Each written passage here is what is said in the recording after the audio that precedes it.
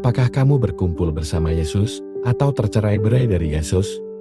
Ini adalah pertanyaan renungan kita untuk hari ini. Holy Spirit, make my heart open to the Word of God. Make my heart open to goodness. Make my heart open to the beauty of God every day. Amen.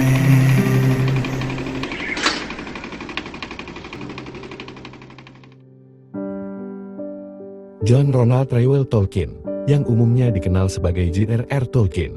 Ia adalah seorang novelis dan sarjana Inggris yang sangat berkomitmen pada iman Katoliknya. Keyakinannya sangat membentuk pandangannya akan dunia dan karya yang dibuatnya. Mencerminkan cinta yang kuat untuk ekaristi dan penghormatan yang mendalam terhadap tradisi. Dia melihat imannya sebagai sumber kekuatan saat menghadapi kesulitan pribadi dan saat kegelapan spiritual. Sebagai seorang Katolik yang taat, Tolkien secara teratur menghadiri misa, mengingat bahwa sakramen Maha Kudus hal yang paling luar biasa untuk dikagumi di dunia ini, dan merupakan simbol kasih, kemuliaan, dan penghormatan. Keluarga dan teman-teman sering menggambarkannya sebagai orang yang taat, dengan imannya mempengaruhi pikiran dan keyakinannya. Seorang pastor mencatat bahwa iman Tolkien berarti segalanya baginya, bahkan di saat dia mendekati akhir hidupnya. Dalam novel fantasinya, The Lord of the Rings, yang juga diadaptasi menjadi trilogi film trilogi. J.R.R. Tolkien membuat kontras yang jelas antara yang baik dan yang jahat. Ceritanya juga mengkaji bagaimana kekuasaan dapat merusak, dan bagaimana orang sering harus memilih antara yang baik dan buruk secara moral. Novel ini menunjukkan bahwa perbedaan antara yang baik dan yang jahat seringkali kabur. Seperti karakter dapat melakukan tindakan jahat, dan bahkan yang awalnya adalah karakter yang baik dapat rusak karena kekuatan.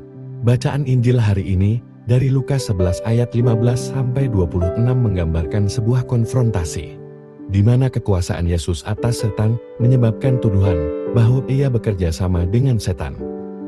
Yesus menjawab dengan menyatakan bahwa setiap kerajaan yang terpencar pasti binasa, dan menyatakan bahwa ia mengusir setan dengan kuasa Allah, maka sesungguhnya kerajaan Allah sudah datang.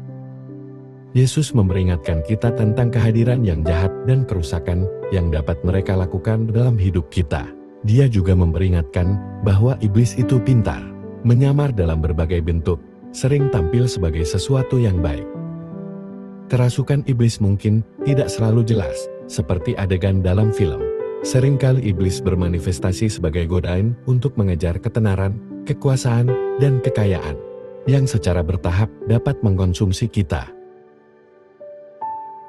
Hari ini Tuhan mengingatkan kita bahwa hidup adalah pilihan terus-menerus antara yang baik dan yang jahat. Dia menyimpulkan dengan pernyataan yang jelas bahwa tidak ada pihak yang netral ketika dia berkata, "Siapa tidak bersama aku, ia melawan aku, dan siapa tidak mengumpulkan bersama aku, ia mencerai-beraikan." Saudara-saudari, apakah kita pengumpul yang membangun kerajaan Allah, atau tercerai-berai yang menyebabkan perpecahan? Memilih kejahatan dapat mengarah pada perpecahan, hubungan yang rusak, dan kehancuran pribadi dan spiritual. Kejahatan juga bisa dilihat sebagai menyembah kedagingan yang mengakibatkan kerusakan. Di sisi lain, memilih yang baik menunjukkan persatuan, memperkuat komunitas, dan mendorong pertumbuhan pribadi dan kesejahteraan rohani. Karena melibatkan mengikuti kehendak Tuhan, dan beriman akan Tuhan. Pertempuran antara yang baik dan yang jahat adalah tantangan seumur hidup yang kita semua dapat hadapi. Tidak ada netral. Hari ini, Tuhan mengundang kita untuk hidup dibimbing oleh Roh-Nya. Secara konsisten mencari bimbingannya dalam semua keputusan kita, baik dalam hal kecil maupun yang besar.